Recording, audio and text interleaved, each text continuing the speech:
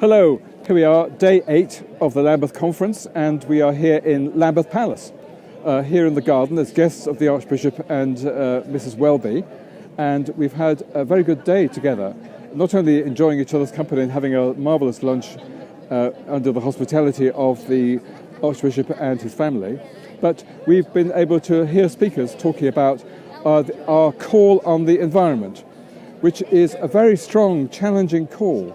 And I recommend that we all read it and study it, because it does what we're all trying to do. It encourages us to think about the actions we need to take to protect our environment.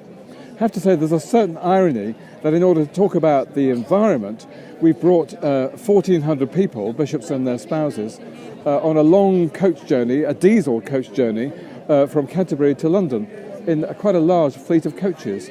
I don't quite know what the carbon footprint was. I wish there had been some kind of prophetic, imaginative action like, renting a fleet of electric buses to bring us, or something like that. Well, here we are anyway, and we've made these commitments now, together as bishops, to protect the environment. One of our speakers pointed out that an open heart is where the seed of true action lies in us. And that points us in the direction of action. We've had so many words about the environment, and here is another call document which is more words. What we need is actions. We all know this in our hearts, but we're all so reluctant to face the challenge of that. We ended our time this afternoon with a ceremony planting a tree as a sign of our commitment to renew the environment. The start of a project called the Communion Forest, which is being launched here today, and I and several other people want to incorporate tree planting a bit more in our ministry. I think the ministry of each congregation might think about that.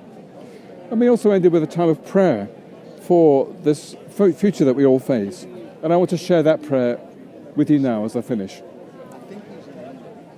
Lord of life and giver of hope, we pledge ourselves to care for your people and world, to strive to safeguard the integrity of creation and sustain and renew the life of the earth. May your wisdom guide us, so that all creation may flourish and sing your praise. May the commitment we've made this day be matched by our faithful living. May that be true for me and for you and for everyone in the world. And greetings then from the Lambeth conference. We are about to journey back to Canterbury. Bye-bye.